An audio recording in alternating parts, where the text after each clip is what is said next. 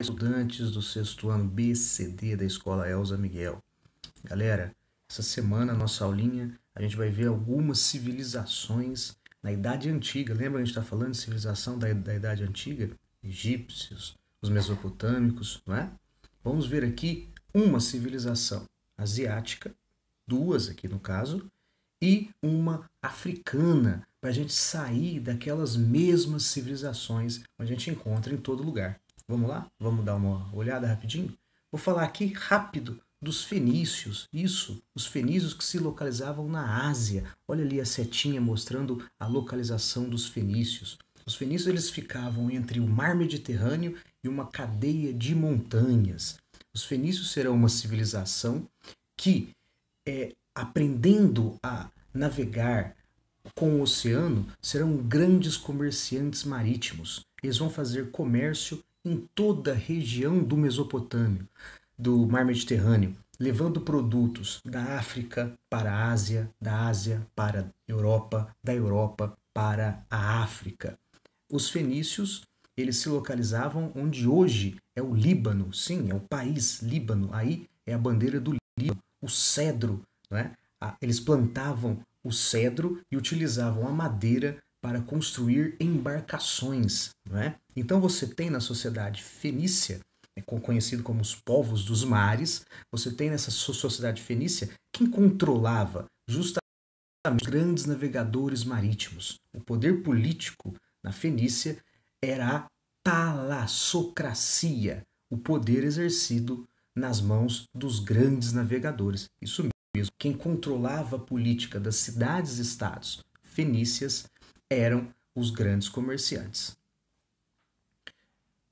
A gente já escutou falar muito dessa civilização, uma civilização antiquíssima, hoje está na moda aí, não é? Que é a civilização chinesa, uma civilização milenar. Ela também tem as características daquela civilização que a gente viu de rios, que se desenvolvem nas margens dos rios. Aqui você tem dois importantes rios na China, na Ásia, né? Aqui, ó, na China você tem o Rio Amarelo e o Rio Azul.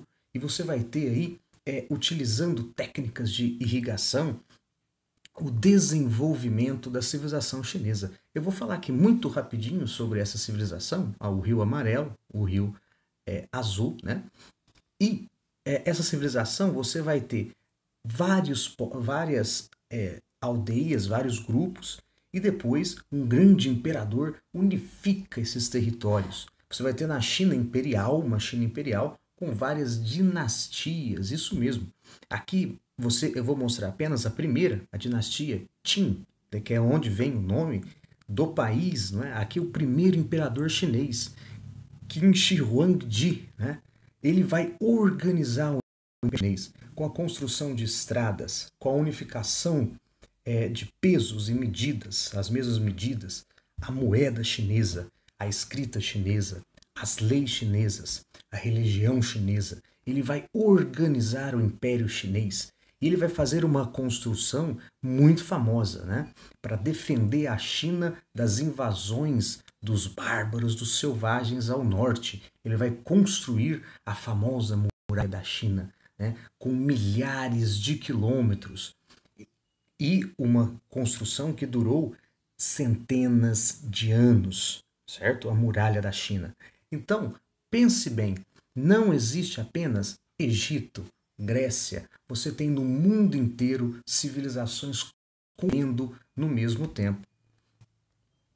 Igual aí, na África, a gente já viu uma civilização africana, o Egito, não é? Esse aí é um mapa atual da África. Olha quantos países tem na África. A África é um continente, não é? Não é um país. Então, dentro do continente africano, você tem vários países e várias civilizações. Vimos o Egito, Cartago, Kush, Axum, Etiópia, Congo, Luanda, Mali, Songhai, muitos reinos e muitas tribos. Vou dar aqui, estudamos uma, Egito, e eu vou dar o exemplo de uma que você vai ver também no centro de mídias, que é o reino de Kush. O reino de Kush, ele se localizava ao sul do Egito, onde hoje é a Núbia, e você vai ter intensas relações de guerras, trocas comerciais e culturais entre o Império Egito, o Império Egípcio e o reino de Kush. Como era a economia desses reinos? A maioria, geralmente, o que mais se desenvolve nesses reinos e civilizações é a pecuária, a criação de animais e a agricultura, a plantação. Você vai ter também no continente africano a metalurgia, o uso do ferro, o ouro, pedras preciosas, o artesanato. Eram civilizações extremamente ricas. Não temos que ter a visão do continente africano apenas aquela visão de miséria e pobreza. Na África existiram civilizações extremamente ricas culturalmente e economicamente. Você tinha várias rotas comerciais. A África estava inserida no comércio asiático e europeu. A religião, geralmente a religião desses povos eram politeístas, crença em vários deuses. Não é? E a ligação entre essas civilizações e a natureza é muito comum nessas civilizações antigas. A relação do homem com a natureza. Geralmente os deuses, os ancestrais, têm relação com a fauna ou a flora. Então, olha aí, os animais sagrados são geralmente animais desta região. No Egito, a gente viu o Egito muito, o crocodilo, o chacal, a águia. Aqui, por exemplo, o carneiro, o gato, o leão, também o crocodilo. Aí é um deus de Kush, é um deus núbio, a Pedemak. E na política, você também tem os líderes políticos que vêm geralmente dos exércitos, líderes militares. Quem trabalha com esse rei, então, olha a importância dos militares. Aqui você tem uma característica diferente. Sim, as mulheres na Idade Antiga, no reino de Kush, subiu ao poder. Elas são as Candaces, são as rainhas mães. E teve uma época que este reino o Egito, isso mesmo. Você vai ter uma linhagem de faraós negros, como chamado. Reis que dominaram o Egito antigo também, este aqui. Né? As Candaces, então, aí está a dica, aí está a coisa mais importante de você guardar, é o papel da mulher na política. Aqui é uma ascensão. As Candaces, então, são as rainhas mães. Olha que interessante. Olha como na África você tem cultura, você tem religiões, você tem vários idiomas, você tem dialetos diferentes, né? Você tem crenças diferentes. Né? Aqui você vai ver um relevo de uma Candace, né? Uma rainha-mãe, um faraó, certo? Então, as sociedades não são apenas aquelas mesmas que a gente vê na Europa.